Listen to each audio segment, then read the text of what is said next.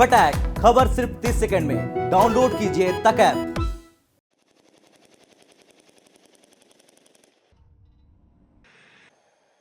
पिछले कई महीनों से रूस और यूक्रेन को लेकर बहुत सारी बातें सामने आ रही हैं। ये कहा जा रहा है कि रूस इस फिराक में है कि यूक्रेन पर वो कब्जा कर ले, यूक्रेन के एक बड़े हिस्से पर वो कब्जा करना चाहता है। लेकिन इसी कड़ी में एक नया अपडेट है। अपडेट ये है कि रूस अब बेलारूस से लगे यूक्रेन के बॉर्डर्स पर अब वहां पर जाकर संयुक्त युद्धाभ्यास करने वाला है। लेकिन आखिर ये क्यों हो रहा है? दरअसल रूस के सैनिकों के जैसे ही वहां जाने की खबर मिली, पूरी दुनिया में हड़कंप मच गया, क्योंकि बेलारूस के आसपास सिर्फ उसकी एक जगह पर तैनाती थी। लेकिन अब जब वहां पर फिर से सैनिक जा रहे हैं तो ये कहा जा रहा है कि रूस जो अपना प्लान है उसको धीरे धीरे एक्सपैंड कर रहा है ताकि वो यूक्रेन को इन्वेड कर सके।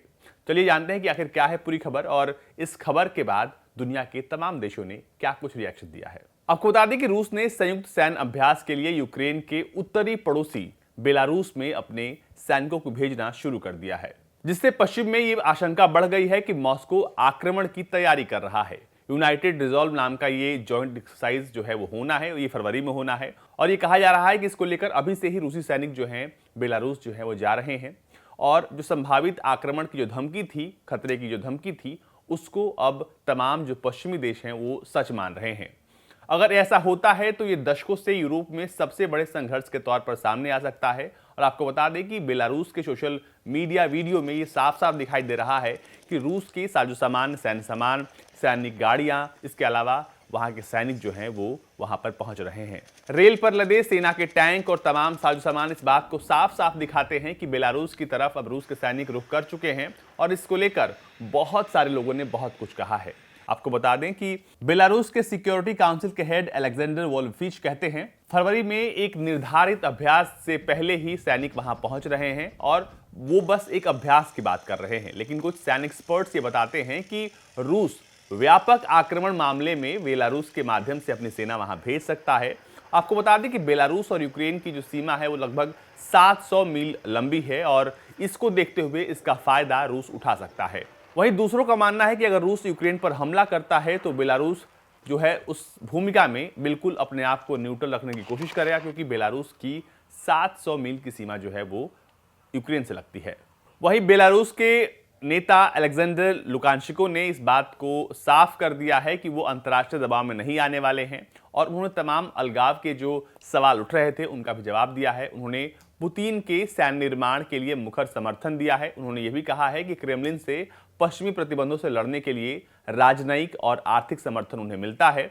उन्होंने यूक्रेन संघर्ष पर अपने देश के कथित रूप से न्यूट्रल रुख को रखा हुआ है और सार्वजनिक रूप से उन्होंने रूस के क्रीमिया के 2014 के विलय का समर्थन किया है। लुकाशेंको ने कहा है कि अभ्यास बेलारूस के पश्चिम में नाटो और सदस्य पोलैंड और लिथुनिया के सीमा के पास होना है और इसको लेकर तमाम रूसी सैनिक जो है वो वहां पर पहुंच रहे हैं। इसके अलावा उन्होंने ये भी बताया है कि इसको लेकर कोई तारीख तय नहीं है कि किस दिन ये युद्धाभ्यास होना है, लेकिन ये युद्धाभ्यास इस इलाके में होना है, इसको लेकर उन्होंने साफ कर दिया है। रिपोर्ट्स बता रही हैं कि रशिया के मिलिट्री इक्विपमेंट, इसके अलावा टैंक, शॉर्ट रेंज बैलिस्टिक मिसाइलें, ये सब कुछ जो है वो ट्रांसपोर्ट की जा रही हैं और ये बीते कुछ हफ्तों से हो रहा है।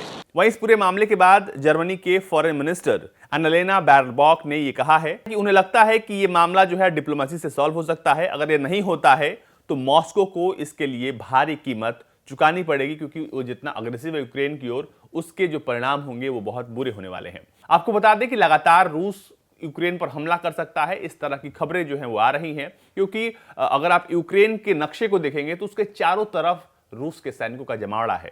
हम आपको ये बताने की कोशिश करते हैं कि ये कैसे है। दरअसल द गार्डियन की एक रिपोर्ट के मुताबिक लगभग ऐसे 6 इलाके हैं जहां से रूस जो है वो हमला कर सकता है।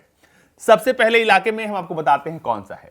बेलारूस के पास जो आप इलाका देख रहे हैं जहां पे 6 नंबर लिखा है, ये वो इलाका है जहां से वो बेलारूस के जरिए यूक्रेन की सीमा में दाखिल होगा। और इसके अलावा जो 5वां है इलाका, वो कीव का इलाका है, वहां पे हो सकता है। इसके अलावा जो सबसे पहला है वो मारियोपोल का इलाका है, जो दोनबास के पास पड़ता है और यहां से क्रीमिया भी बहुत दूर नहीं है। क्रीमिया वो इलाका है जहां पर 2014 में रूस ने इसे अपने अंदर इसको विलय कर लिया था। इसके बाद अगर 4 नंबर पर देखेंगे तो यहाँ पे ओडिशा का इलाका है, यहाँ पर भी रशिया है, वो लगातार यहाँ पे अग्रेसिव और यहाँ से भी अटैक कर सकता है। यानी कि कुल मिलाकर ऐसे 6 बिंदु दिखाए गए हैं जहां से रूस जो है यूक्रेन को इन्वेड करने की कोशिश कर सकता है।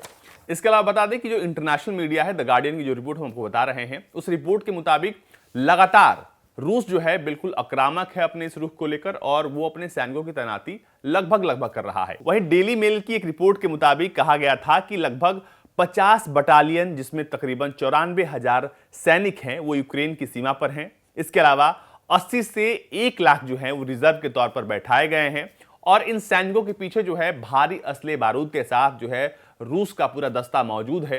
यानी ये साफ तौर पर जो पूरा सीक्वेंस है, यानी पहले इन्फेंट्री, फिर इसके बाद जो रिजर्व बटालियन है, इसके बाद पूरा जो हथियारों का जखीरा है, वो ये सब कुछ रखा गया है और ये कहा जा रहा है कि बस एक समय का इंतजार है और ये हमला कभी भी रूस यूक्रेन पर कर सकता है। हालांकि इस पूरे मामले के बाद जो लगातार तनाव है नाटो और रूस के बीच में, वो बढ़ता हुआ दिखाई दे रहा है। लेकिन ये कहा जा रहा है कि जो बेलारूस में अब रूस अपना अभ्यास करने वाला है, उसके बाद से तनाव और ज़्यादा बढ़ जाएगा और जो भी डिप्लोमेसी की बातें हो रही थी, शायद उसके अब कोई परिणाम न निकले।